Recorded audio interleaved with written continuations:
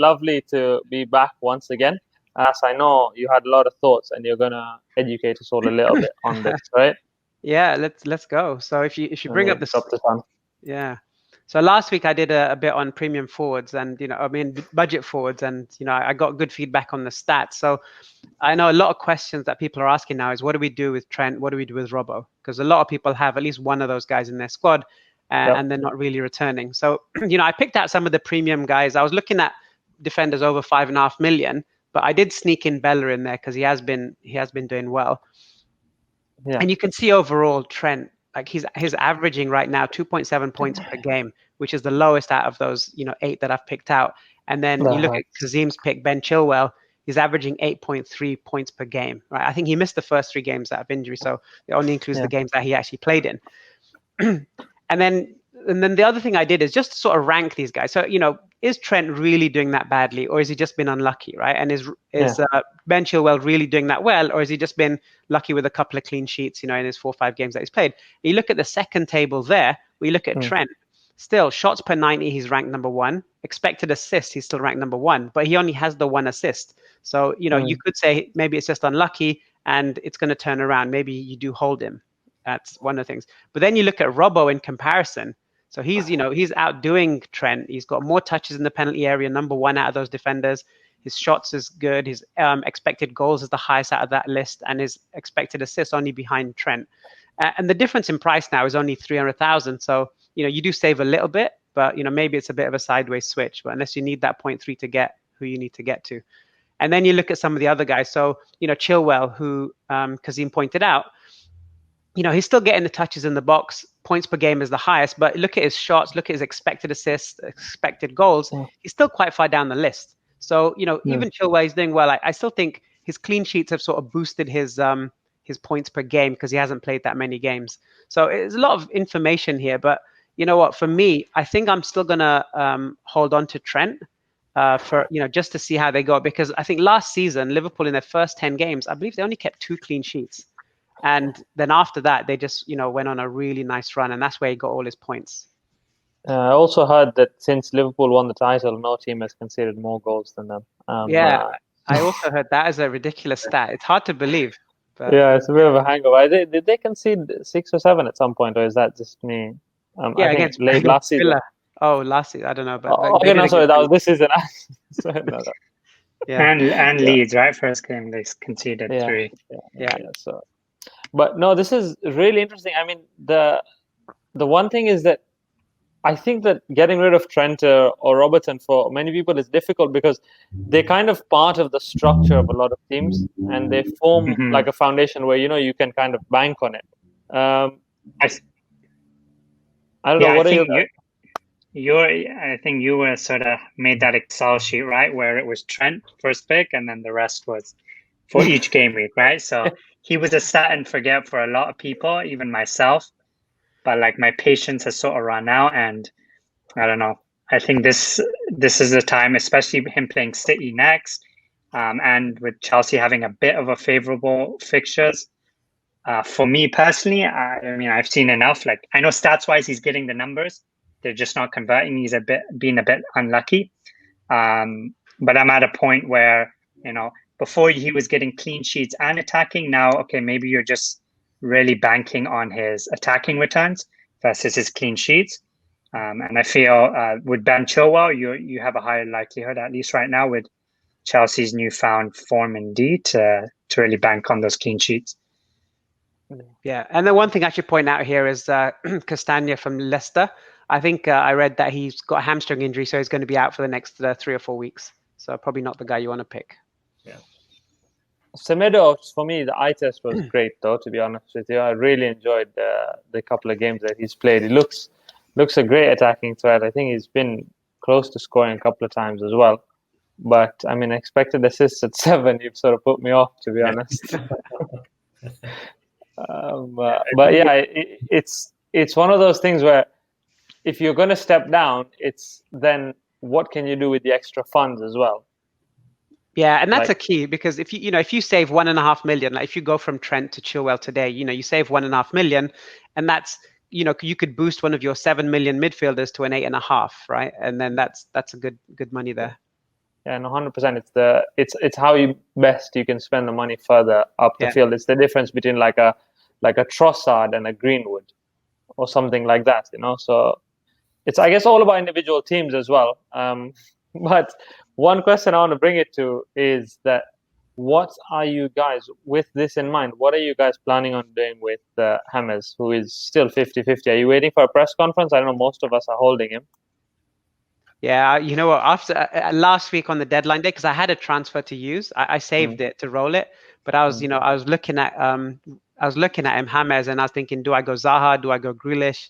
Do I hold? And in the end, I held it because I thought if it's just 1 week, I'm good to go. But after Grealish scores 15 points, you kind of wish you went Grealish. But I think it's going to be press conference. If he's out again this week, then you think maybe it's time to just make a move.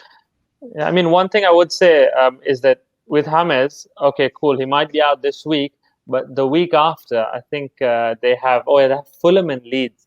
So, I mean, those are the kind of fixtures you really want him in for. So even if he is missing the United game, he? But I mean, it depends on the structure of your team. If you're doing a straight to Grealish who has good fixtures, then fine. And if he's one of your starters, but if you can sustain it, I would potentially hold. Guys, what do you think? And I was just going to add, especially because the international break's coming up. So even if he does miss United, he has another week to get fit. Yeah, exactly. And his injury is a bit of a dodgy one, right? It's like his groin or something, or not his groin, but it's like more of a knock than a... Yeah, it's a strange one, to be honest. It's not. He hasn't come out and said exactly what it was. Yeah, but about James, I look at Everton, and if Richarlison comes back and they get back to their early form, then he could do well. But Grealish looks really good right now, so you'd be saving money with Grealish as well, bringing him in. Don't curse him, please. Everybody get rid of Grealish. So, has he won you over, by the way? Grealish. Record, don't get rid of James if I said get rid of him. No, you know what he's putting in performance. I don't know why he's not on penalties. Well, actually, so I was reading online. It's actually apparently Watkins is on penalties. Yeah, he actually picked up. Yeah, he actually picked up the ball to take it, and then I think he came to his senses and gave it to Watkins, or he just felt bad for Watkins just to give him a bit of boost. But apparently, it's actually Watkins who's the first choice penalty taker. But I guess we'll see the next game. Yeah, it is this shift to number 9s. Even Danny Ings is taking them now. This Ollie Watkins, whereas you would expect either Barkley or Grealish to be the ones normally. But with that in mind, so Hammers, hold and then wait to see. I mean, wait for the Friday and then decide what we're going to do, basically. Is that what you would say? Wait for the presses, yeah. Yeah. If not, straight swap to Grealish is something that I'm considering doing. Also, it would, if you are a fan, then straight swap to Zaha. But between the two, for me, it's a straight swap to Grealish. Yeah, and the other thing is Grealish. He's away. I think he's away at Arsenal this week, so maybe not the best fixture for him. But after that, they look good. Yeah, they're good all the way to Christmas. Actually, yeah, they look all right basically all the way to Christmas. You can't tell with these things. I mean, they change up and down. Yeah, the other one I would just add in real quickly is Ziyech. Is if you have the extra 1 million from Trent. That's another way you can upgrade. Or you don't, for example, if you don't have Rodriguez in your team, like I don't have him, but you need an extra 1 million, you could potentially get Ziyech as well, who will play, I think, over the next few weeks, especially given Pulisic being injured. There's going to be a lot more, I guess, attack going through him as well. Is Pulisic's injury long term, you reckon? It's not long term. Like, he was taken out of the warm-up due to a precaution, they were saying, Lampard was saying. But it seems like these injuries seem a little bit reoccurring for him, so maybe they're being a bit more careful. So I don't think it's like a long-term injury. It's more just at least a couple weeks, I would say. So probably after the international break, there's no point in risking him this week. Yeah, no, absolutely. That makes sense. Guys, in terms of... dodgy diffs, or actually let's talk about captains first. Hammer, you had a stat for us for captaincy about Salah. I didn't have a stat. All I was going to say is, if you look at the past few weeks, like, I know everyone kept banking on Spurs versus Liverpool, but everything goes through Salah. Like he takes the pens now with Milner out, right? So everything's going through him. He's playing further forward. He replaced Firmino last game as a striker. So like I'm banking on Salah going forward. This week Spurs look really good though, so I think most people will be going Kane and Son. So those would be my three options this week. Nice, guys. Any sort of captain's thoughts in general? Most points he has, by the way, in the first seven game weeks compared to the other years. One of you guys put that on our Insta page again. Plug for the Insta page. Follow, share, like. It's great content being put out there. But yeah, more points than any other season, I think, at this point for Salah. So he's a man on a mission. Ah, that's good. I didn't know that. That's a good stat. Yeah, that's what you get on our Insta page. The kind of top tier content you should look out for. But yeah, I guess I would say Liverpool City. So that's one. I mean, it's one of those where, I mean, big players turn up. But Spurs versus West Brom, if most people will probably turn to that. If you want to go for a bit of a differential, maybe Chelsea, Sheffield. And maybe if you're holding one of the Chelsea assets, but that's a bit out of left field. I'd say Spurs is probably where it's at. Yeah, like for me, between Spurs and Liverpool, I guess Salah is always the set and forget guy. But with the fixture against West Brom, I think Spurs are obviously the next contender. But for me, actually, like it's good that you mentioned the Chelsea fixture. Given that they're in form right now, I'm actually considering Werner because with Pulisic back injured, you may see Werner like playing on the wing a bit more as well, where he's had a lot of luck on. So that's another shout too. Is any of the Chelsea assets have a good potential? Nice. Let's look at Dodgy Differentials. Sorry, we've gone well over time, and how proud we were of ourselves last time for sticking under 25 minutes. So apologies.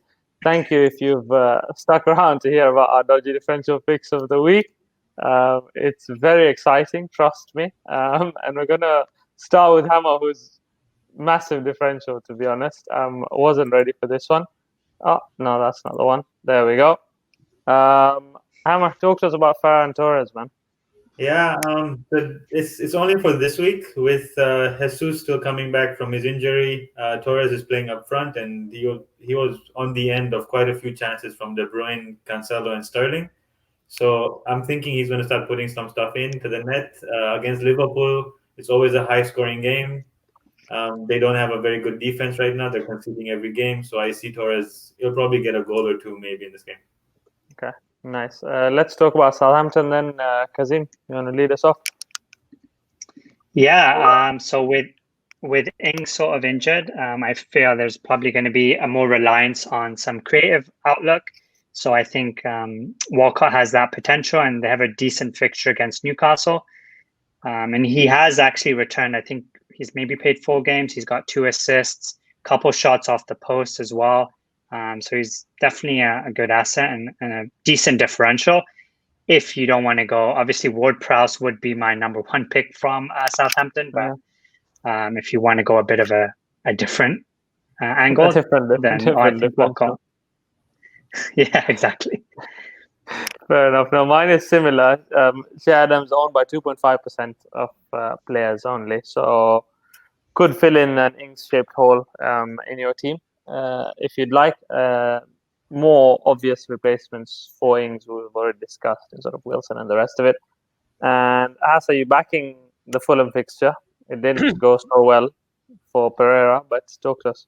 Yeah, it's just Fornals, right? So, he's a real differential. I think he's under 1% ownership, and 6.4 is quite cheap.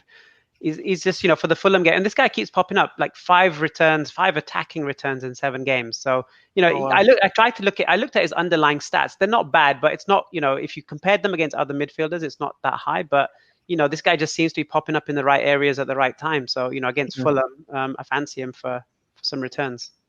Okay, nice. And they were quite impressive actually, West Ham in general this past week as well, even without Antonio against Liverpool. I mean, they did themselves sort of respectable. Yeah. Let's jump to analysis.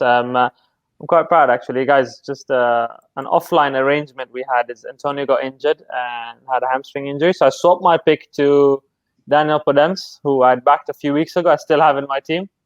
Great start to the fantasy weekend. That was solid 8 points. I thought, you know what? I'm making out the ground and all the rest. I'm going to be loving life. And then James Ward-Prowse pops up with about 17 points and sort of bursts the bubble. But still, 2 attacking returns on the bounce. Kazim, you're too far out there, man. Is that why you picked Walcott, to let us catch up a little bit? Yeah, I felt a little sympathy pick there for you guys. So I don't know. Maybe my luck will still ride in my favor, but I don't know. I'm liking my odds right now with Hammer's Torres pick against Liverpool away. A bit skeptical, but yeah, I think it's a 3-horse race. Sorry to put you on blast, Hammer. Is it? Okay, fair enough. I thought you meant us 3, and you're just way up at the top. No. It could be perceived. I prefer not to speak. Yeah. Okay, brilliant. No, that's exciting. I'm looking forward to it. I feel like we do this every week, but Friday deadline, by the way, guys. Yeah. All right. Thanks for the reminder. Everyone sort of watch out for that one. And I think there's no Monday games too either, right? So. No, yeah, there isn't actually. Yeah, that's nice. There isn't. It's quite more frustrating. Packed on Saturday, Sunday. Yeah, it's a good packed schedule. Yeah, so it should be nice. Any final thoughts, guys? Let's hope this week's better than last. Don't panic. Yeah. Fair enough. No, you know what? It was a lesson for me this past week in sort of patience. You know how itchy sort of a trigger finger I have in terms of transfers. And I was looking at Hammers to Pulisic, and I was like, you know what? I'm doing it. And I sort of held out, and it just worked out because Podence came off the bench, Lamptey pulled in 9 points, and it's the kind of one that if you've thought your squad out, so like properly, which we all have, then the sort of like the decisions on instinct are less sort of like, I mean, they feel quite exciting to do at the time, but then when Pulisic pulls up in the warm up, and you're like, okay, you know what? At least I didn't waste transfer on it. Yeah. But yeah, good luck, guys. Kazim, thank you for the new setup. No worries. So I'm gonna cue the outro now. So yeah. Oh, brilliant. Let's do it, guys.